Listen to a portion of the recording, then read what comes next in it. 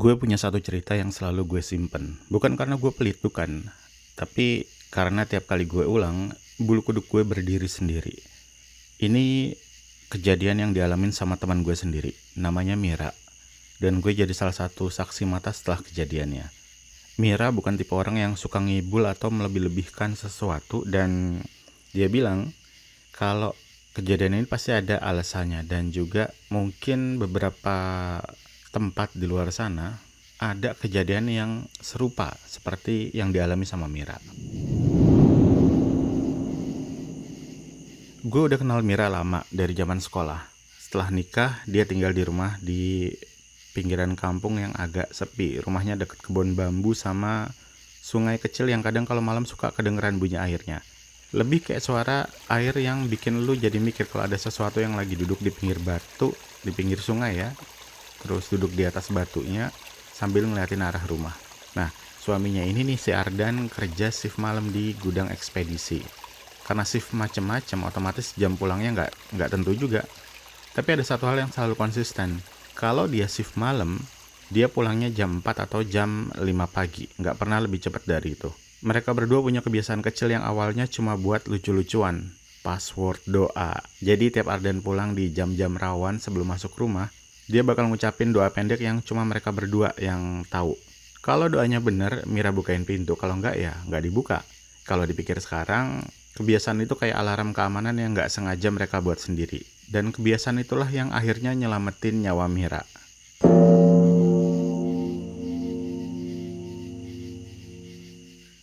Kejadian aneh itu terjadi di pertengahan tahun lalu. Malamnya biasa aja, nggak ada firasat atau tanda-tanda aneh. Mira nonton TV di ruang tamu sampai ngantuk sambil nunggu azan subuh. Kayak rutinitas kalau Ardan kerja shift malam. Nah, jam di rumahnya nunjuk angka di jam 1 hampir setengah 2 lah. Ketika pertama kali keanehan itu muncul. Di saat seharusnya cuma ada suara jangkrik sama suara gemerisik bambu gitu sama suara air sungai. Mira dengar suara ketukan pelan di pintu depan. Nggak keras nggak, tapi cukup jelas buat dia bikin berhenti napas. Mira langsung mikir, ini siapa jam segini? Dia tahu itu bukan Ardan. Jam segini Ardan masih kerja, jauh dari jam pulang. Jadi Mira diem nunggu, mikir mungkin angin atau suara yang kebetulan mirip-mirip lah. Tapi ketukannya datang lagi. Mira mulai panik, tapi dia masih coba buat nggak mikir yang aneh-aneh lah. Dia maju pelan ke arah pintu sambil tetap nginget jangan langsung buka pintu kalau belum yakin siapa. Dari luar, tahu-tahu ada suara laki-laki. Sayang, buka.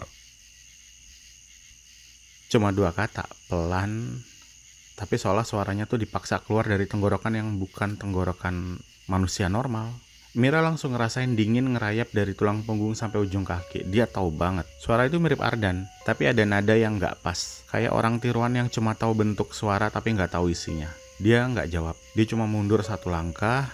Makhluk di luar pintu diam beberapa detik, terus kedengeran suara lagi. Mira, buka pintunya.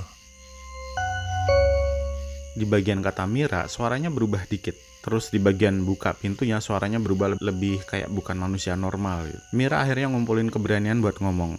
Suaranya pelan, hampir kayak bisik-bisik. Kode. Gue ngebayangin jantung dia pasti udah nyaris copot nih. Sunyi, terus yang di luar itu ngejawab. Bismi.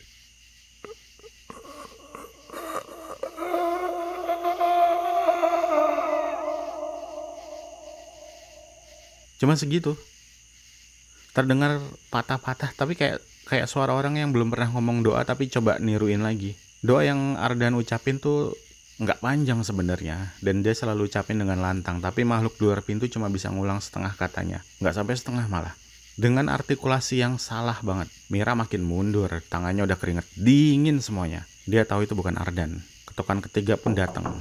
Lebih kasar lagi suara ketukannya. Seolah-olah tuh makhluk di luar tuh udah mulai nggak sabar. Dalam hitungan detik, ketokan itu berubah jadi gedoran. Bukan kayak manusia gedor pintu, bukan. Lebih kayak makhluk gede nabrak pakai bahu. Seluruh pintu depan tuh getar. Malah engselnya juga ikut bunyi. Mira udah ketakutan setengah mati. Dia jongkok di belakang sofa sambil nahan nafas. Dia bilang ke gue waktu itu pas lagi nyeritain. Nah kemudian dia ngerasa kalau tembok rumahnya itu ikut getar juga setiap kali makhluk itu mukul pintu. Terus suara itu muncul lagi. Sayang, buka. Suaranya berubah. Dalam, berat, kayak keluar dari perut bumi. Gedoran makin kenceng. Mira hampir pingsan saking takutnya. Terus tiba-tiba sunyi, diem, hening banget. Di dalam sunyi itu Mira dengar sesuatu yang lebih bikin merinding dibanding gedoran suara tadi. Suara nafas. Dari luar pintu berat, panjang, kasar.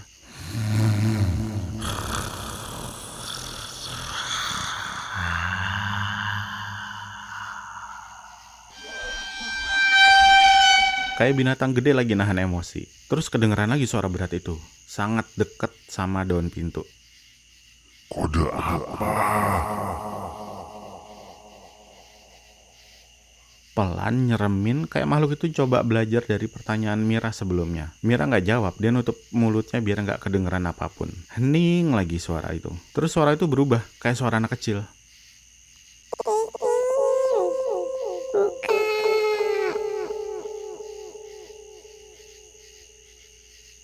Mira udah gak bisa nangis atau teriak, badannya terlalu kaku buat ngelakuin apapun. Dia cuma meluk lutut sambil gemeteran.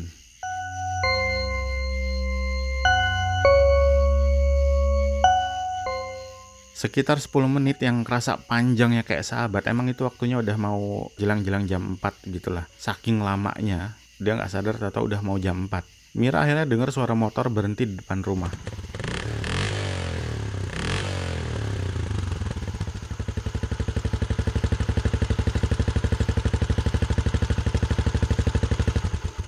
Bukan motor asing, bukan motor tetangga. Motornya Ardan. Mira langsung ngerangkak ke dapur, ngintip dari celah jendela kecil. Dan benar, Ardan baru turun dari motor sambil ngulet gitu. Tapi Mira juga ngelihat sesuatu yang bikin dia kayak muntah saking takutnya. Dari balik teras ada bayangan gede banget yang tiba-tiba ngeloncat jauh ke arah kebun bambu. Gerakannya nggak kayak manusia gitu, nggak lari tapi lompat. Kayak makhluk berbulu yang punya kaki gede. Dan pas bayangan itu lompat, ada suara bruk gitu dari bambu-bambu yang kena benturan. Ardan yang nggak tahu apa-apa jalan ke pintu sambil ngucapin doa biasa, lantang, jelas, normal. Sama persis kayak biasanya, ngucap tiap katanya tanpa mikir. Saat itu Mira langsung tahu itu beneran suaminya. Dia langsung bukain pintu dan narik Ardan masuk tanpa ngomong apapun. Setelah Mira agak tenang dikit, dia baru ceritain deh tuh semuanya. Ardan diem lama gitu. Mungkin karena dia juga ngerasa ada yang gak beres. Akhirnya si Ardan bilang, tadi di jalan aku kayak ngerasa ada yang ngikutin dari belakang. Dia bilang dia sempat beberapa kali nengok ke belakang karena ngeliat bayangan aneh kayak ada sesuatu yang loncat di atas rumah orang dari kejauhan. Tapi dia pikir itu cuma halusinasi karena ngantuk mungkin. Nah, Mira langsung pucat lagi. Ardan cuma bisa bilang pelan. Makhluk begitu kalau sampai masuk rumah, susah banget disuruh pergi. Dan kalimat itu nempel di kepala Mira sampai berhari-hari.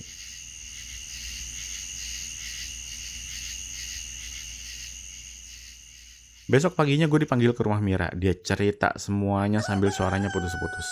Gue langsung ikut ngecek ke pintu depannya. Dan benar aja bagian bawah pintu ada bekas cakaran. Sebelahnya lakinya juga, si Arden ini juga agak keheran-heranan sama ceritanya si Mira juga gitu. Tapi bentuknya nggak kayak kuku kucing, anjing, atau manusia. Cakarnya panjang gitu, dalam, kayak kena benda tajam tapi arahnya acak. Dan itu cuma setinggi betis. Pas gue sama Ardan jalan ke area depan teras yang tanahnya becek, ya kita ngelihat jejak kaki yang dalam banget. Jejak yang terlalu gede buat orang, tapi terlalu mirip bentuk kaki buat dibilang hewan. Jarinya panjang nempel ke dalam, jarak antar langkahnya tuh jauh. Kayak sesuatu yang punya kaki segede paha orang dewasa. Mira gak pernah lagi santai kalau denger suara di depan rumah. Malah, suara motor lewat aja bisa bikin dia langsung berdiri dari tempat duduknya. Rumahnya sekarang terang kayak lapangan futsal tiap malam. Lampu tambahan dipasang di teras, samping rumah, belakang rumah, bahkan di dekat kebun bambu. Dan soal password tadi, sekarang mereka bikin versi yang lebih panjang. Bener-bener panjang. Sampai kalau Ardan salah, ucap satu huruf aja, Mira gak akan bukain pintu. Mereka gak mau ambil resiko. Mira pernah bilang ke gue katanya, dia gak takut gelap, tapi dia takut ada yang niru suaminya dia lagi. Dan itu bukan kalimat dramatis yang lebay. Itu kalimat yang orang trauma beneran.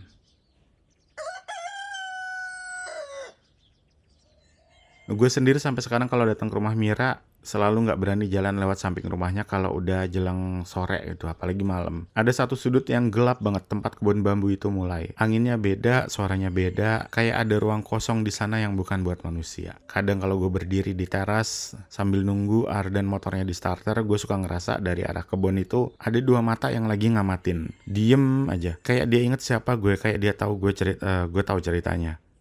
Gue berharap itu cuma perasaan gue doang, tapi tiap angin lewat, bambu-bambu itu bunyi dan gue kembali inget. Ada sesuatu yang pernah berdiri di teras itu niruin suara manusia, nunggu pintu dibuka, tapi gagal. Cuma karena satu hal sederhana, password doa. Karena kalau malam itu Mira buka pintu, udah lain lagi ceritanya.